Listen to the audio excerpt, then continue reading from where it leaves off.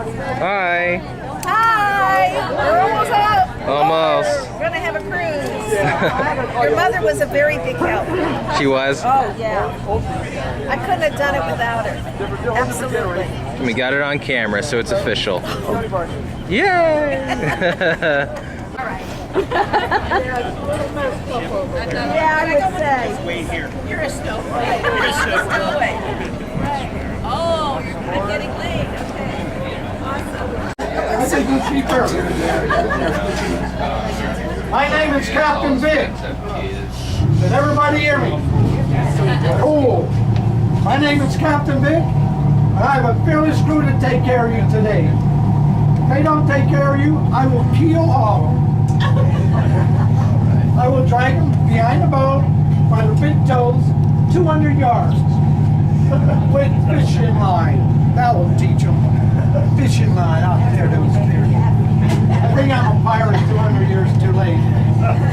So anyway, you're on some Brota.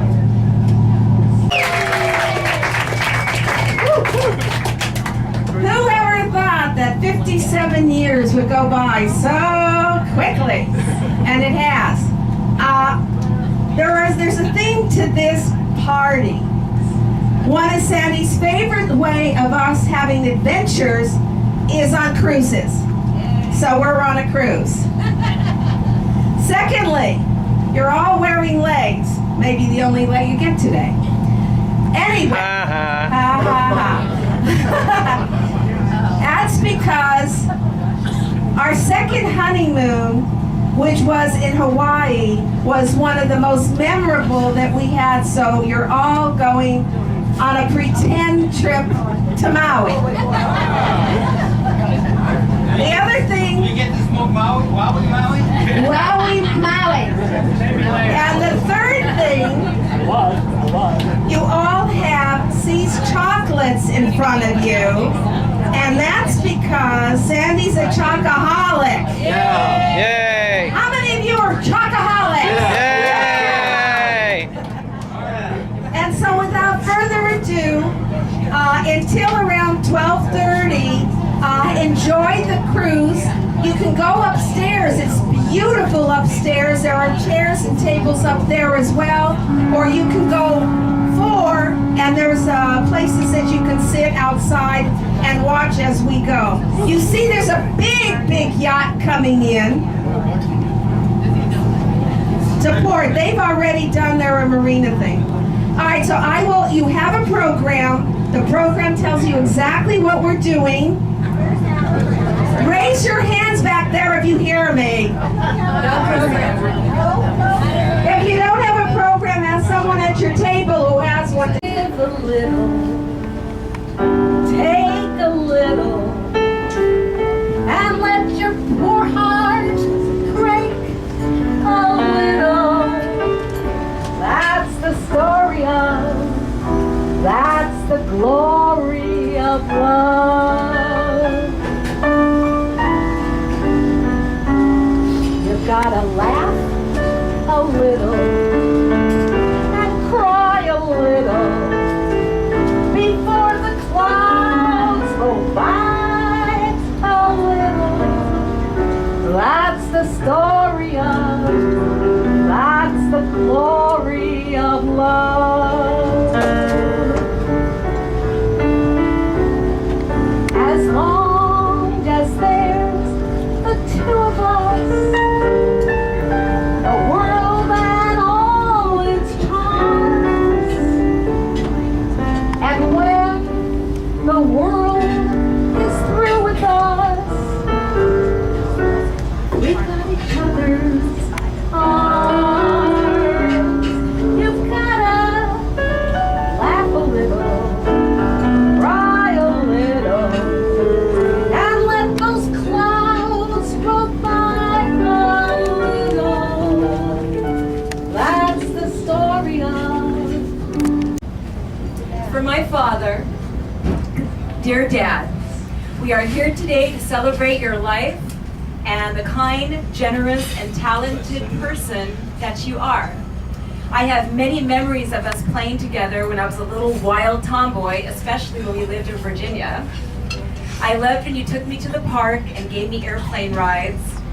I remember when you taught me how to ride my first bicycle, and building a snowman together was so much fun. I also remember the hours you took to build for me a beautiful life-size dollhouse, and how excited I was to receive it. As I became older, we did not spend quite as much time together, but you took the time to plan lovely trips we could share as a family. We really had a lot of fun. I know it wasn't easy raising a high-spirited daughter, and what impressed me when I think about it is you never yelled at me when I ran out of gas at 2 o'clock in the morning, or made fun of me when I was supposed to go to Thousand Oaks and ended up in Chinatown, or when I screamed bloody murder because I saw an enormous rat in our backyard that was really an opossum. And you felt bad that you didn't believe me and wrote a poem to apologize. I also remember going to work with you as a young woman, watching you, because I had thoughts of going into the medical profession myself. I was always so proud of you and fascinated by what you did.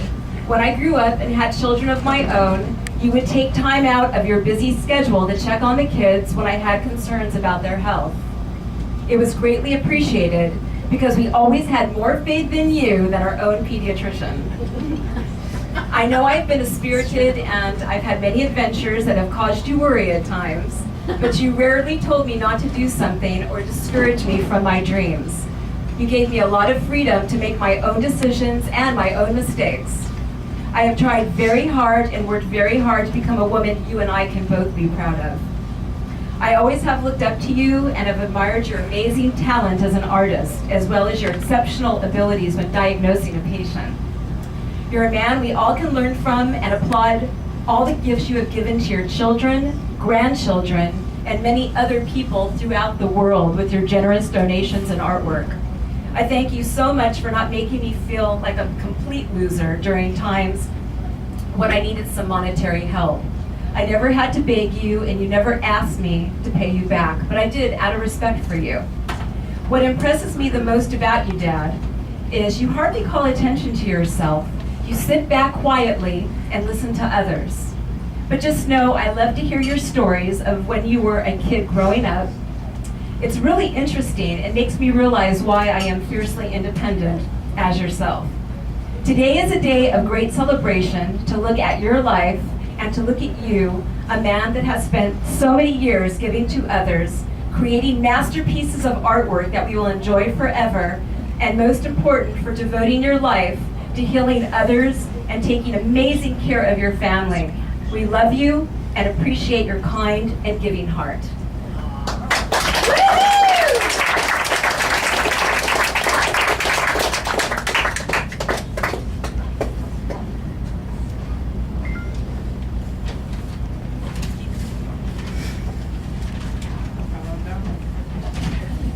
And on that note, where's my mother?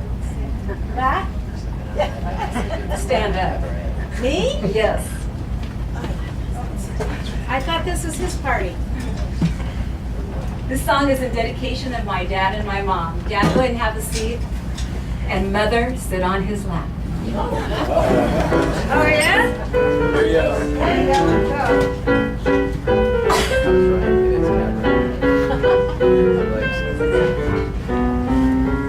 Well, hello, Daddy, looking good. Daddy, it's so nice to see you smiling all day long. You're looking swell, Daddy, I can tell. Daddy, Mama's glowing, she is growing. You'll be getting some. Look at this room. Daddy, so much love. Daddy, you're the man we all look up to and adore. So, golly gee, Daddy, sit Mama on your knee. Daddy, 80 is the new 60, me amor.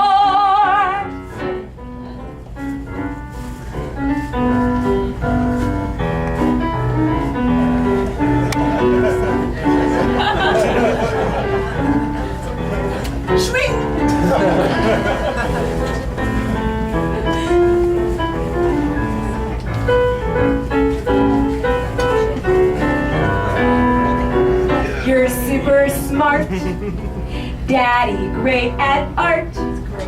Daddy, the way you view the human spirit is so grand. You've spoiled us all. Daddy, when we call. Daddy, sometimes laughing, sometimes crying, you still hold our hand. You are the best doctor and a cool father. You're the number one altar cocker. Let's all stand and hip hip hooray. Daddy, your life has been great. Daddy, Daddy, don't ever go away. We love you and it's time to play. Daddy, this is your special day, my friend.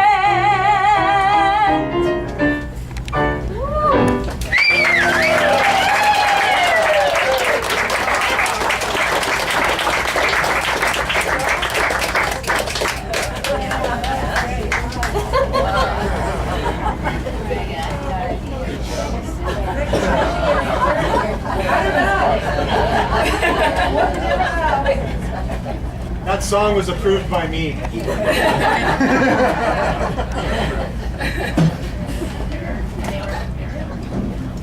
Happy birthday.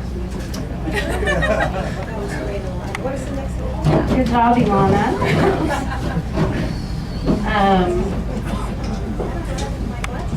Can you guys all hear me? Yes. Well, I wanted to thank everyone for coming and celebrating my dad's 80th birthday. I know that family and friends have always meant the most to him, so I know this is the best gift for him to have all of you guys here. I just want to say my dad is one of the most selfless and non-materialistic people I know. Even being a doctor, he never cared about prestige or having the most expensive car or clothes or looking a certain way. I think he would have been happy to just show up in a flannel and jeans to work if he could. What's been important to him has always been my mom, his children and grandchildren, his friends, music, painting, reading, photography, and being of service to others. I have always known my dad to show up whenever you needed him. He's kind, thoughtful, giving, and very humble. My favorite memories with my dad would be going to work with him and on the way stopping at the donut shop. Even being a doctor, he'd get coffee and fill it up with a ton of sugar and eat the donut, and not a great diet. When I was practicing piano, he would always sit and listen to me, especially when I had to learn the classical pieces. And at the time, I didn't appreciate them. It was kind of boring, but he would always sit smiling, ready and willing to listen to me play. I love going into the garage and watching him paint, and the whole environment of the paint, the smell of the paint, and the oils, and what is it called where you have to take the paint off? The Turpentine. turpentine. I love the smell of turpentine. Like getting high. And not to get high. And my dad actually gave me his easel, which I have, and I appreciate that, and I'll always cherish that. And it was comforting at times to lie down in his den and listen to classical music. It's always a place of peace and serenity. He's been a great grandfather to Lily and always lights up to when he sees her, which makes my heart smile. And I wanted to wish you a very healthy and happy 80th year of life, and thank you for all you do and all you are. Besides classical music, my dad has had a love for the Beatles, and so this song is for you.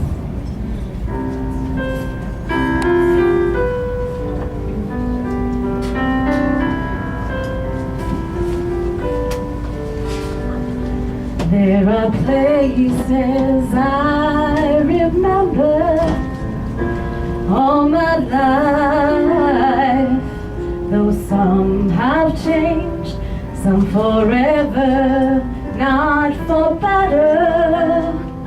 Some have gone and some remain.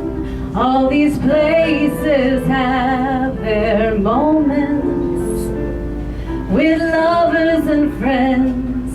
I still can recall.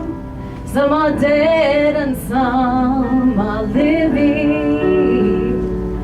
In my life, I love them all.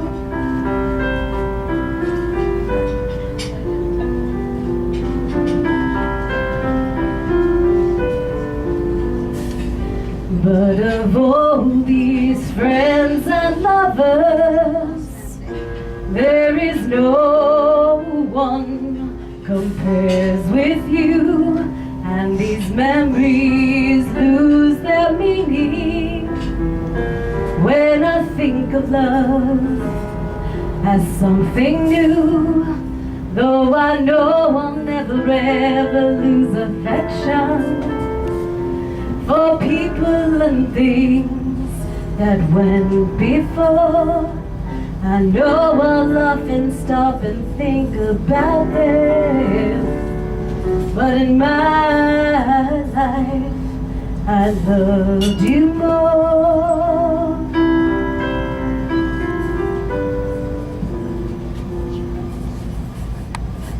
Though I know I'll never ever lose affection for people and things that went before, I know I'll often stop and think about them, but in my life I love you more.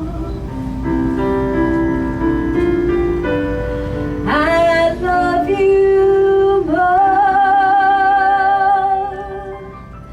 I loved you more. Thank you.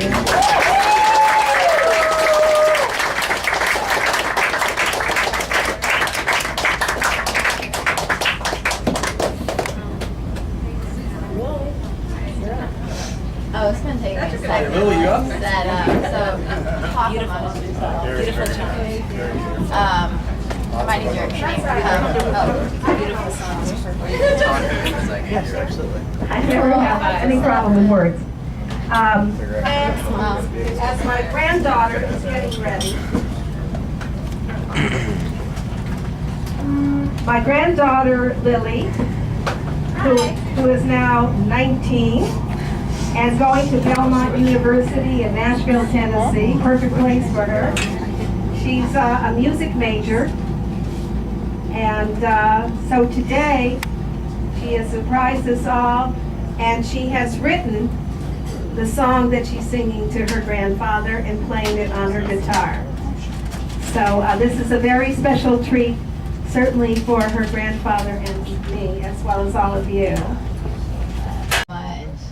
You always light me up when I see you and put the biggest smile on my face and always make me laugh. And I've loved, oh, awesome.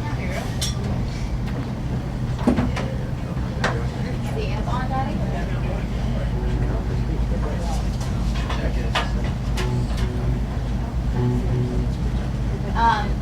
So I've always, okay, so basically I wanted to write you a song because I was looking for other things and nothing really resonated with how I feel about you and my memories with you.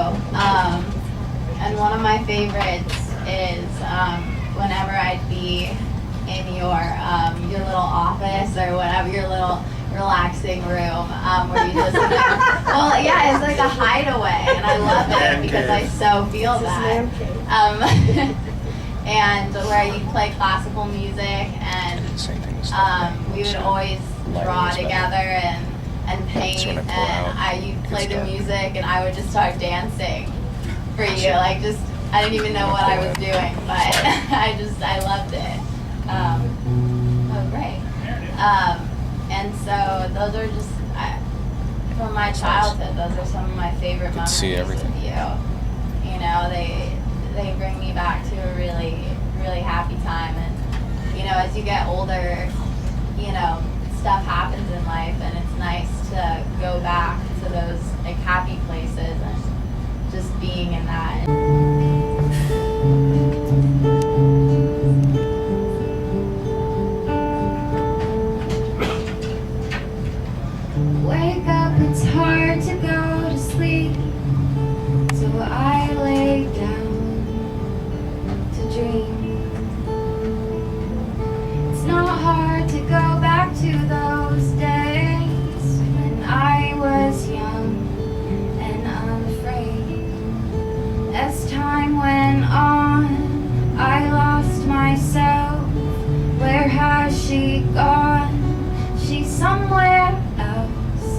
go back in time, back in my mind, when she was mine. And there were pictures and stories on every wall. We paint another every day. And there was music playing loud. I'd get up and dance around until the sun went down. And I go back to those days because our memories never fade away. So let's go and play.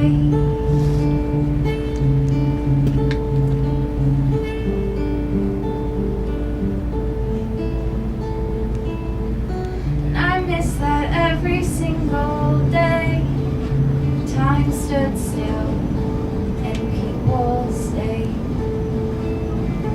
No one would ever walk away, go back in time to simpler days.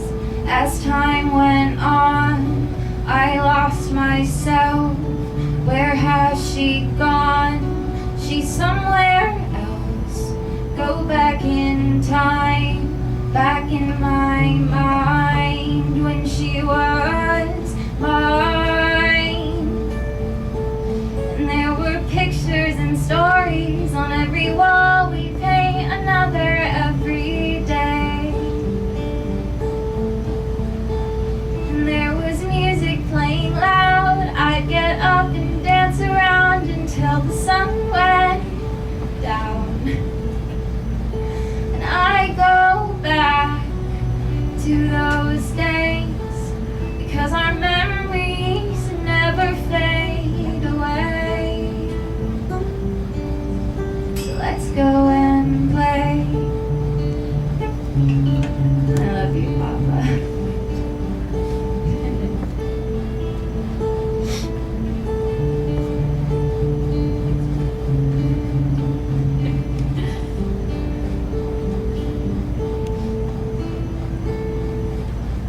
Come back with me to simpler days when I was young and unafraid.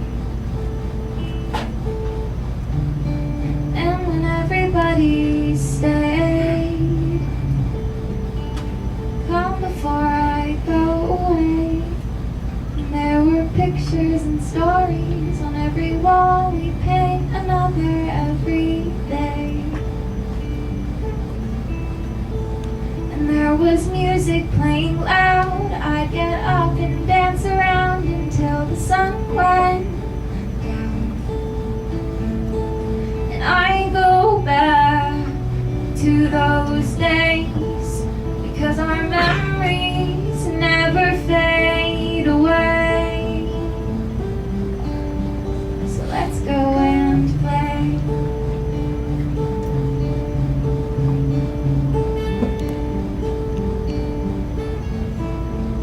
Let's go and play.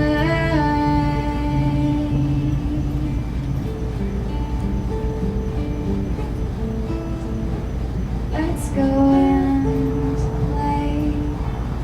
I love you.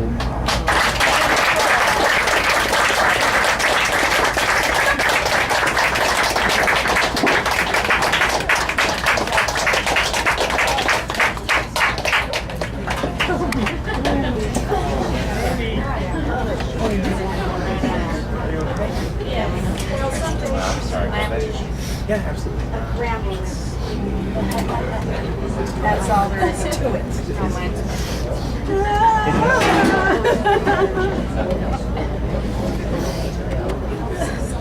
Did you know? Yep. What? Thank you. I want to get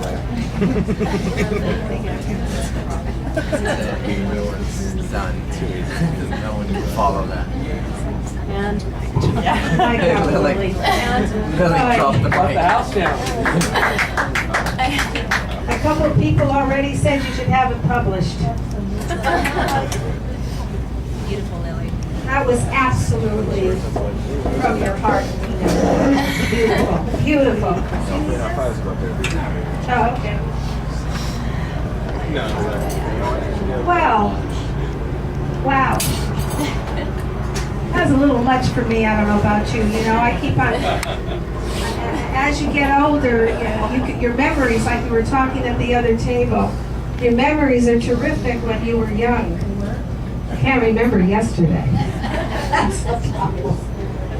Anyway, there are some people who wanted to speak and say a few words about Sandy. Believe it or not, all of you really have memories of Sandy in one way or another.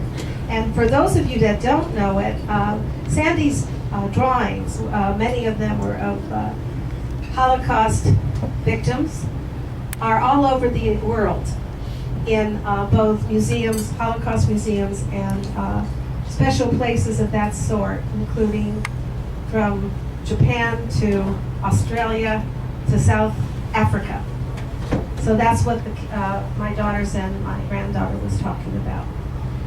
So now we have sister and brother.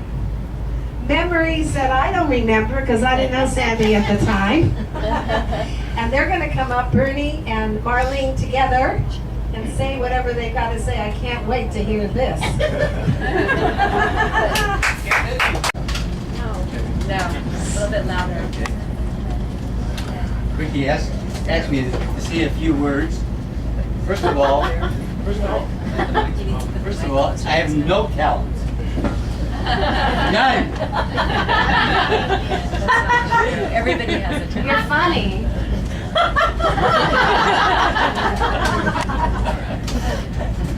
I didn't intend to be, but but anyhow. So I just have a few words to say. Nothing much. Close to your mouth, the mic. But I just want to wish Sandy a happy birthday. And that's it. Fine. Is that enough? No, It's not enough. You want more? I want your memories. Oh, my memories. Okay. Well, and I think it's written in that little piece there. Sandy was, and we lived in Minnesota at the time, a little small town called Casson, 1,200 people. I was back there, as a matter of fact, about 6 or 8 years, about 5, 6 years ago. It's grown now. It's 5,000. By the way, our house is no longer just, it's an empty lot now, Sandy. How can they rebuild it? The church is still there next door. Anyway, anyhow, but when Sandy was born, actually he was born in Rochester, which was 25 miles away from us. That's where the Mayo Clinic is located. This is why he's a doctor. He had the death and he become a doctor. Anyway, but he actually was born in a hospital called St. Mary's, which was a Catholic hospital. And I found out, my mother told me later, the nuns wanted to know if he wanted to be baptized or not. But in those days, little kids, I was 6 years old at the time, weren't allowed to go into, or anything. So I had to wait in the lobbies. So I never saw Sandy until he brought him home, which was about a week or so later. In those days, women stayed in the hospital for a week or so. So they bring him home and then put him in the crib. Of course, my mother says, "Here's your little brother. What do you think about him?" I looked at him. Here's this skinny thing, skinny fingers. And I said, "Oh, he looks like a monkey." My mother almost killed me. How can you say that about your brother? Anyway, when we moved to Los Angeles, I was the reason we came to Los Angeles because my mother wanted me to be bar mitzvah. Anyhow, we had some relatives. My dad's sister lived out here. Anyway, so I was about 12 years old, and Sandy was like 6 at the time. And I used to babysit when my parents went out. And we used to play, I don't know if you remember this, Sandy. Yeah. You played Bronco? I remember the flying. Yeah. And one time, I I remember I was punching him on the bed, and he fell off. And my parents came home about that time. I said he started crying. My dad was ready to kill me. How can you do that to your brother?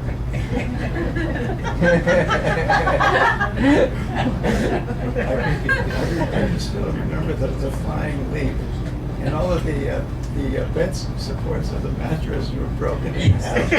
Exactly right.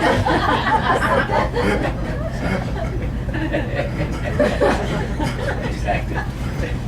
So, that was my fond memories of Sandy.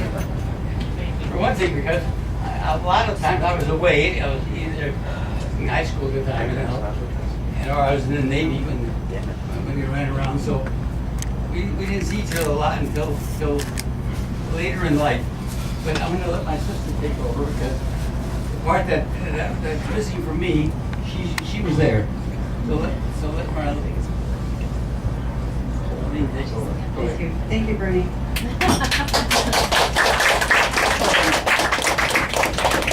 I want to say this one other thing in conclusion. I don't think I'm actually part of this family.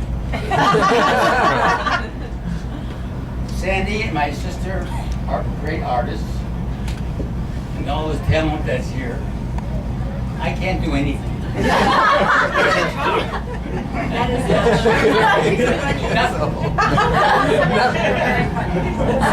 And my father also. In fact, in my house right now, I got pictures that my dad made, pictures that Marlene made, pictures that Sandy made, hanging on the walls. Nothing but me.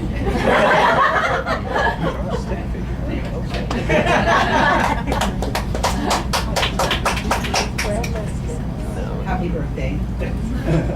I'm so glad to be here, and it's so nice to look around and see family and friends of yours that I've known for as long as you've been friends. I know some of you have been friends for 60 years or so, and so it's nice to see all these people that love you, and there's so many more that aren't here. But since I came along a number of years after my two brothers, my memories of Sandy's youth pick up later than Bernie's did. Sandy and I shared a room before our parents moved out of their Los Angeles apartment. Ironically, that complex is now the site of the West LA Kaiser Hospital on Venice Boulevard. Sandy and I bunked together, and when Bernie left for the Korean War, before Bernie left for the Korean War, they actually shared the same room that Sandy and I shared later on in our apartment on Point View. Sandy was always been the middle child in our family. He kind of went back and forth between both of our needs and ages and everything else, but you were always there for both of us. Thank you. But additionally to that, Sandy was always a cultured one in the family, and quite honestly, I don't know where that came from. He loved art from an early age, which influenced me greatly. And as everyone knows, he's a great devotee of classical music. Sandy had his collection of classical 45s that he would play in our room. My personal favorite was Gilbert and Sullivan's HMS Pinafore. I could probably sing the entire aria for you from I'm Called Little Buttercup. I will spare you the pain because I can't carry a tune like my nieces can. And you just throw tomatoes in here. Anyhow. We were among the first on our block to acquire the latest technology, which was a black and white TV. Saturday morning, Sandy loved to watch cowboy and Indian serials, science fiction movies, Flash Gordon, and the monster movies of the era on the Saturday morning matinee. But one of the best Saturday mornings I remember is when Sandy, who was remarkably forward-thinking, purchased a reel-to-reel tape recorder with his earnings from his job at the local car wash. He set it up one morning without the knowledge of anyone except for me, and proceeded to tape our mother and Bernie having a heated argument. Which was almost every other day. But this one was on tape. So that was not good. So anyhow, I don't have to tell you, everybody that knew Jeanette, your mother, about the fireworks that followed that episode. because Sandy played it back as a joke. And our mom exploded, and Bernie, of course, thought it was very funny. She didn't, and that really just added to the infuriation of it. But Sandy and I shared a room, and he was into, you know, lots of different interests and this and that. And on Sunday nights, I remember being in bed or in our bedroom, and Jack Benny would come on the radio, and then the night would progress, and there were various other little radio dramas that were on, and we finished the night off with The Whistler. Oh, yes. And that would scare the heck out of me. Every Sunday night I had to look forward to it. Sandy loved it. That's scaring me, but listening to The Whistler. Sandy was a scholar, as we all know, and he spent most of his time studying. He fulfilled his mother's desire to utter the words, "My son the doctor," which made him by far the favorite child. In addition to being an A student, he was on, hold on, I have to change pages. He was on Hamilton High School's track team, and he was quite accomplished. There was this amazing action photo of him hanging on the wall, midair, jumping over a hurdle. And I don't know if you still have that photo or not, but I remember it was a great photo. Anyhow, in high school, Sandy's social life was minimal at best. But as a good Jewish boy in the 50s, he did belong to the Grand Order of the Aleph Zedek Aleph, better known as AZA. Oh, yeah. For those who don't know, it's an international youth-led fraternal organization for Jewish teenage boys. Part of the activities while being an AZA was having socials with the BBGs, also known as the B'nai B'rith Girls. Sandy didn't go out much, didn't date much, but evidently in his early 20s when he was at UCLA, he was invited somewhere and wanted to bring a date. One of the young ladies he met at an AZA BBG dance many years before he had never forgotten. So he called her. The next thing we knew, Sandy invited this woman to our home for dinner in the valley and told us they were getting married. I might have the sequence of this wrong, but basically we know how it ended. Needless to say, we're extremely surprised, but very happy to welcome Ricky into our family. Ricky's here somewhere. Oh, there you are. I'm not that sure yet. I'm going to wrap up my memories of growing up Bergman with these words. Sandy, you're an amazing, compassionate human being. Becoming a pediatrician was the perfect practice for you. You've made all the right choices in life, and you're an inspiration to everyone who knows you. And I love you very much. And so does my entire family. I can speak for my family and say all love you. You're a wonderful uncle. But one of the things that truly brings me a lot of joy is that you found your soulmate, Ricky. When Sandy speaks of Ricky, he calls her his wife, with so much love in his heart that everybody should have a chance to experience that kind of joy. Wonderfully, when they're together, they still hold hands like young lovers, and it's really a wonderful marriage, and I'm so happy that you two are so happy. Sandy and Ricky raised 3 unique children. At various times in their life, they probably said, "What did I do to deserve this?" But Alana, Michael, and Stephanie all turned out to be wonderful people who, along with their families, have given much joy and devotion to their parents. So that's it for me. Now, in conclusion, I'm going to pass it on to the next person. Happy birthday again, and here.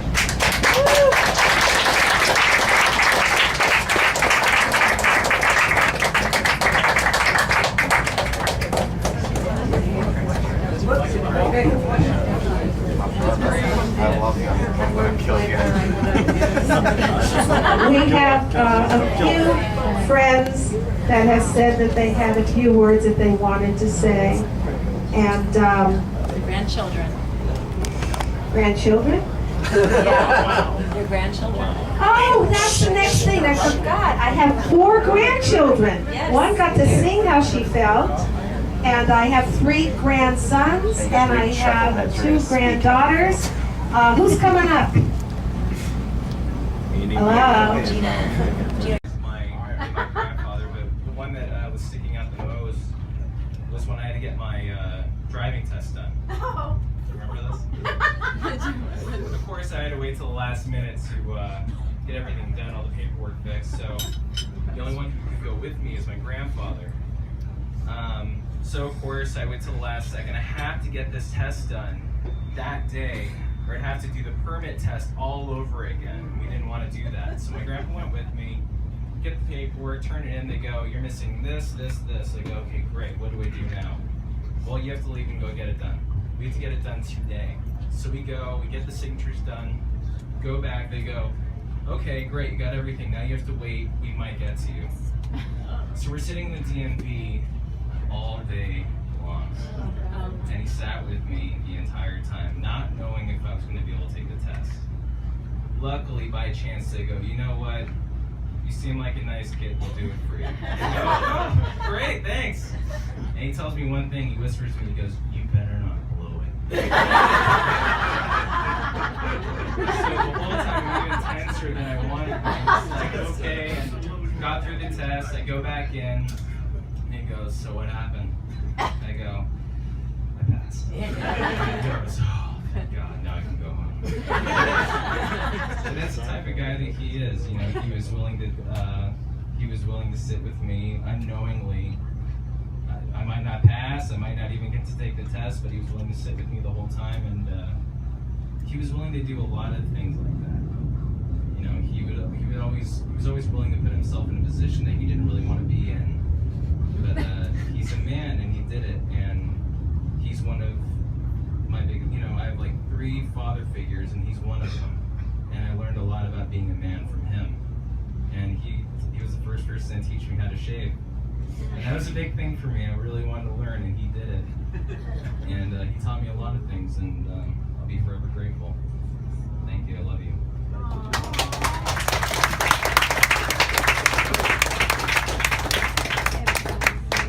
Are you 2 boys going up next? Okay. Okay, of course. She's my granddaughter. She's his granddaughter. I'm shy. There are already a million memories rushing through my head, but some of the best memories are simply the conversations we've had, whether it's on trips or whether it's just a simple car ride. We always have something great to talk about. There's no shortage of whether we're just making jokes back and forth about whether it's Seinfeld or or we just talk about history. Not too long ago, I was taking a musical history class in college, and me and him would just talk about the great music composers, Bach, Grendel, Mozart. We would just talk. And those would always be just wonderful experiences because he has such great things to say about history, about life, and I've learned so much about being just, he taught me patience. And I'm an extremely impatient person. High tolerance for... Yes. This is why she's here. She can vouch. But you taught me patience. You taught me just gain composure, and you taught me how to just be a lot more gentle, a lot more compassionate towards people. And you and Nana both have taken me on the greatest of adventures. We've been out of the country, we've been around the country, and I got to learn so much more. Thanks to you and Nana, I got to learn so much more about life and about the world that we live in. And you've accepted Mandy since the first day I brought her home. The minute you guys met her, you loved her, and I love you even more for that. And I thank you for that, because I can be extremely awkward, and you guys took me in, and you helped me come out of my shell quite a lot. And I love you. And I think one of the greatest tributes that, as Gina was saying, a year ago I ran into a bit of a bad situation, and I needed to find a place to live. I was homeless for a little bit of a time, and my mom called up Grandpa, and he answered the phone and told him about the situation. And even though it wasn't a position that I'm sure he did not want to be in because they love their privacy, but they took me in. They took me in for a good 4 months to let me get me back on my feet, And now because you guys were so kind enough to take me in, now I have the wonderful life that I have, living in Washington with my beautiful wife. We're so comfortable, and I thank you. I cannot thank you enough for providing me with just that small chance just to get back on my feet. And I thank you. And I love you, Grandpa.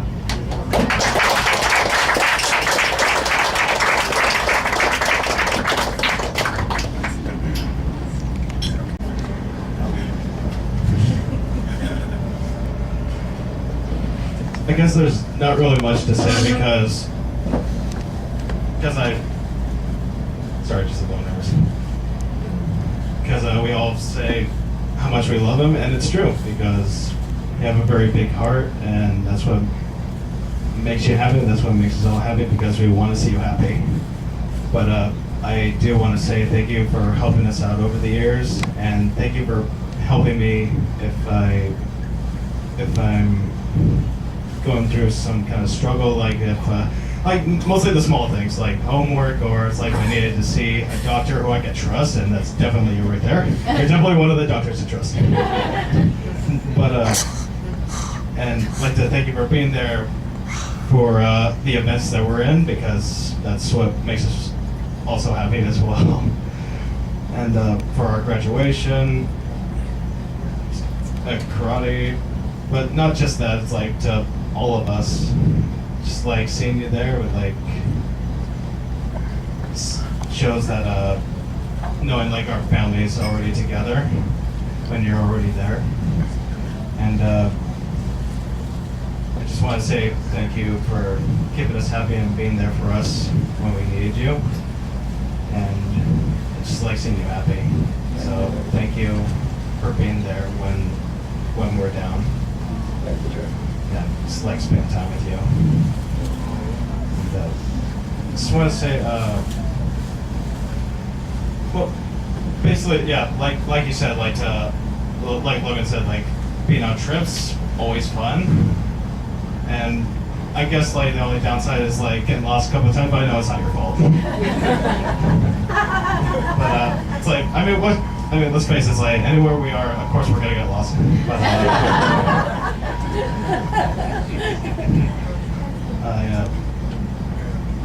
because when we do go to places, I understand it's like you do take us places where we need to learn more history, because I guess the first thing that comes to our thoughts is like, it's like we're out of school. I think we have enough education for one day. So, Yeah. but I mean, it's understandable because it's like we go where you guys want to go. You'll take us where we want to go. It's like we get a reward at the end. But overall, it's still fine, because it's like we like to see what does happen back then, because I know you like to go to the history museum. It's like seeing all the wars, Logan. It's like seeing all the wars that happened. You always keep saying like, oh, this should happen right here, right here, right here. It's like, dude, we lost, we won. There we go. It is nice. It's really nice to go to places we haven't been to, and you guys take us there, and we appreciate it very much. I want to say thank you very much for being there for us, and we love you very much. You have an awesome 80th birthday.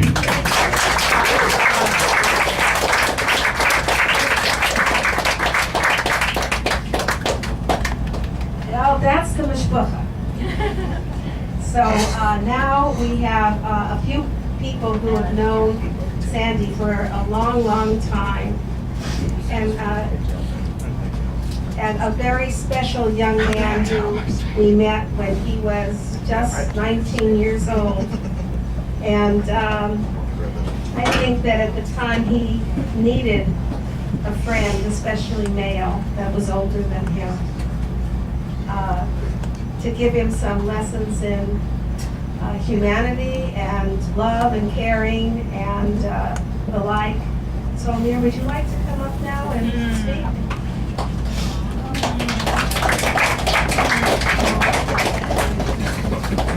Big strength. What did I do? And he was 18. I was 18. So Sandy, thank you for teaching me how to shave as well. I did. I guess you don't see the story until you lived a little bit and you look back and then you kind of see the picture. And Sandy's presence in my life was a godsend. You know, everyone gets dealt a hand, and my hand didn't include father. So I didn't really know much about how to be a father, and looking back, I can see that you're the closest thing that I had in my life that showed me what it meant to be a father, what it meant to be a man, and in martial arts, there's a sign at the studio I used to go to, and it says, people think that martial arts is about kicking and punching, but it's about putting your shoes away. It's about putting your shoes under this little table we have before you go on. And I think being a father is like that too, and it's about the subtleties of it. You know, Sandy, when I think about Sandy, I think about washing dishes without complaining. I think about taking the trash out quietly when no one else is looking. I think about supporting someone without bringing attention to yourself. And all those subtle qualities I picked up from observing you, and I did a lot of observing, you know.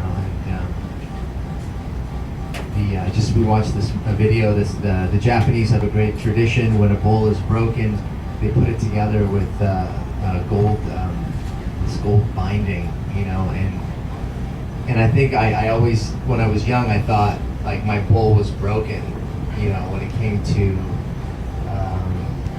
having a man in my life or a father. And looking back at it, I can proudly say that, you know, that is one like amazing daughter that I have there, and I played a role in raising her, you know, as her mom did, and so forever I'm going to be grateful to you. And I remember getting a phone call. Ricky and Sandy want to talk to me. Like, okay, we want to invite you and Stephanie to. This is just weeks ago. I don't know, we want to talk to you. Okay, great. So we go over there for this talk. This is, you know, and you know, we've been divorced for 3 years, and it's this big heightened moment, and we're like, okay, what do you want to talk about? And they say, we want you at Sandy's birthday party. Awesome, I will be there at Sandy's birthday, you know. And so, you know, relationships change and life changes, and love doesn't,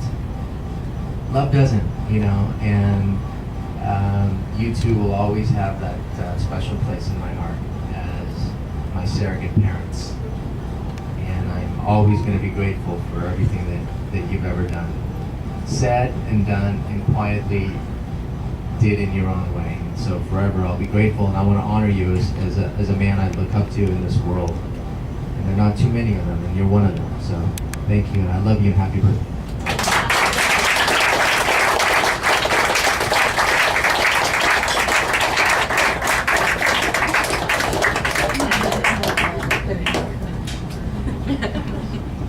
We have a friend here that became friends with us about 2.5 months after we got married. They had gotten married in January, and we got married in August, and we got to meet. And we've been friends ever since, so that's 57 years of friendship. And I'd like to call up Dr. Stanley Gallant now. Slowly but surely, he's going to get up, and he's going to get over here so he can talk.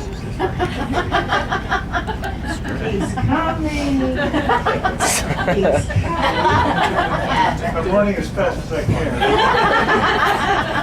He's coming.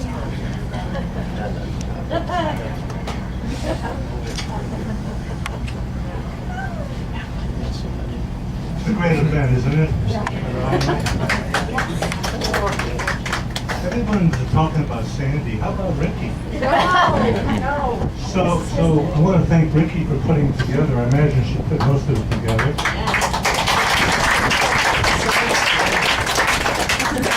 But you find out something new about Ricky every day, right? So today I found out that she's really an assistant to the captain of the ship. So we've heard a lot of what a great guy Sandy is from family. I mean, his wife, his siblings, his children, his grandchildren. But now you need to hear the real story. But don't worry, you turn out to be a great guy. So as Ricky suggested, I was a first-year medical student in San Francisco, and through a mutual friend, we met the Bergmans, and that was in 1960. And hope I get emotionally and get through this, because this today means a lot to me as well as you. I think Ilana was incubating at that time. Here we stand, 57 years later. I'm just so honored, and our family's so honored and pleased to be with you today. So we both got our degrees, and we went into pediatrics. And Sandy went to Virginia, and I went to France as a pediatrician. And we moved 11 times in our career. My wife said, one more move, you're on your own. Because I was in academics when I first went in my career. And in spite of all the moves, we kept in contact. From France, from wherever we were with the Bergmans. And if you think about it, we've gone through all the trials and tribulations of life together. I mean, the births, the bar and bat mitzvahs, the weddings, and here we are at the age of 80. It's my turn next March, so I feel pretty close. This is a momentous occasion. So the only thing I object to, Ricky, is that on the badges you say friends. We're really family. Okay. That's right. Yeah. You're right. So I want to tell you a little story and kind of end with a humor and then with a poem. 20 years ago, we were at Sandy's 60th birthday. And everyone gets up and says he's a great guy, he does this, he does that. I want to do something a little different. So I consulted my friend in Orange County, who was a Toastmaster maven. This guy could roast anybody. He said, tell me about your friend Sandy. So I told him about Sandy, and he put together a little something for me. So we're at the party, and I'm noticed a pretty quiet guy. I mean, I do a lot of speaking medically, but I'm not the kind like Ricky, just kind of explodes on the field. That was my brother, but I was always kind of quiet. And so, he goes around the room, Ricky did, and asked people to say something like we did today. And then I raised my hand. I said, I have something to tell Sandy and Ricky. So I go through this, and everybody's looking at me. Is this really you? And then I have to admit, this is my friend putting it together. So what I did is, I was thinking, I picked up the papers that I did 20 years ago. Actually, Ilona found it. She can find anything, so I'm in trouble. If I misbehave, she's got it in the file. I can't find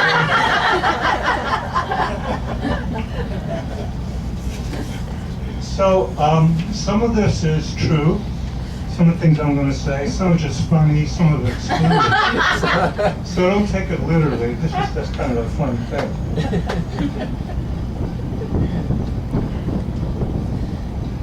And I start off with, of course, I can't talk about Sandy, but also including Ricky, as I mentioned, his loving wife of many years. When they were dating, Sandy's mother asked him, "Why did you decide to go steady with Ricky?" He replied that she was very different from all the other girls he had dated. How so? Asked his mother. She's the only one that agreed to a second date.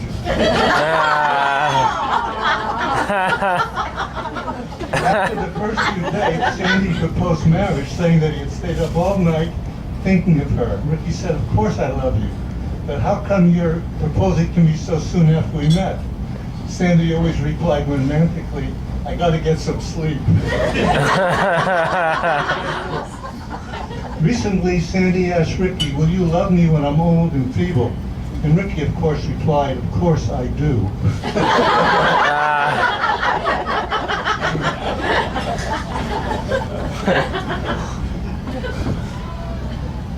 In addition to being a wonderful husband, father, grandfather, and physician, Sandy has a great love of the arts, especially music. I might say that Sandy's mind is amazing. The guy's extremely analytical. He's really got a brilliant mind. We talked about a lot of things in science and other fields. When it comes to music, his knowledge of classical music particularly, which is my interest, is just profound. He knows the composers, he knows their whole life history, he knows the music, and that touches me because I was going to be a concert violinist in high school. I'm very, very serious about a professional career with violin, so he and I talked a lot about the arts. Now, what I'm going to go on to say now may or may not be true, but I thought at the time it was very funny. So don't take it seriously. When he was a young man, he was taking piano lessons. After a while, his mother asked him how it was going. Sandy replied that everything was fine and also noted that his teacher was very religious. How do you know that, said his mother. Well, every time I play, the teacher cries out, oh my God. Then Sandy tried to play the violin, but every time he played, tears came to his eyes. So his teacher recommended he stuff cotton in his ears. Later in life, he was an organist, but he had to give it up because his monkey died. Another hobby, Sandy, besides knowing music and art, is really an artist himself. He's always taking great photos, but more importantly, he's a real artist. His charcoal work is known internationally. So again, this doesn't make sense, but I thought it was funny. Another hobby Sandy has is a good sense of humor. He recently told me a photography joke. He asked me, what did the photographer tell Snow White? I said, I don't know. What? Don't worry, miss, someday your prince will come. That took a while to get a response. So I'd like to close on a little more serious note to tell you about my feelings with you. A friend is one, it's called A Friend. Edgar Guest. When I read it at home, I thought, it has the same impact on me and feel for you that I did 20 years ago. A friend is one who takes your hand and talks a speech you understand. He's partly kindness, partly mirth, and faithful and faltering in your worth. He's first to cheer you on success and last to leave you in distress. A friend is constant, honest, true. In short, old pal, he's just like you. Happy birthday.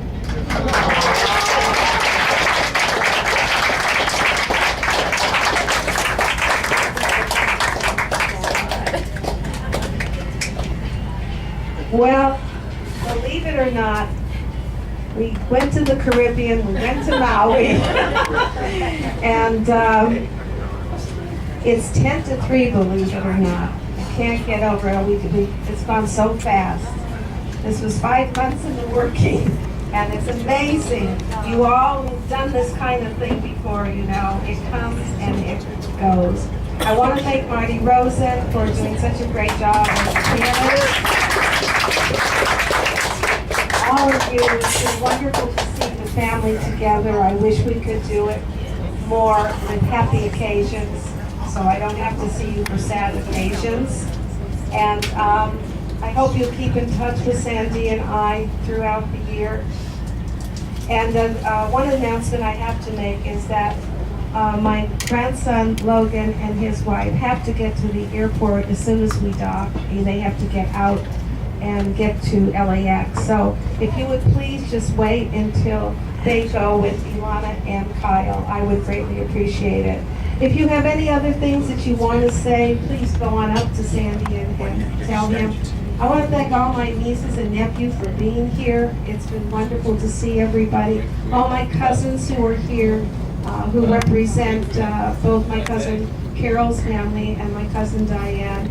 Diane, thank God that you were able to come today. I wish you nothing but best on your surgery on Tuesday and then the other on your back as well. And Judy, be sure to give love to Lori. One thing that you appreciate is health when you don't have it. So all of you that are healthy, please all stay healthy and well and happy. And thank you all in the back there. I hope you got to hear most of what went on. And we're so happy that you all came. Some of them came from all over. Dad, he wants to say something. Oh, I don't know why. Why would you want to say something? And so without further ado, it's the Sander.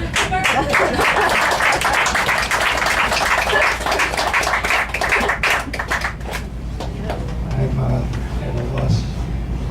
There's proper words that are ringing around inside my brain. Honey, you're going to have to talk a little louder. I feel like I'm in some kind of a alternate universe, and everybody's come to pay their respects. But this is real. All of you here are real. I didn't imagine any of you. Ricky made this possible because I knew that I was going to be 80 years old, and I always kind of poo-poo things and not make a big deal out of anything. And she insisted that this was what is the proper thing to do. And as always, she always makes the right decisions, and the big things that have gone on in our 57 years. So thank you all.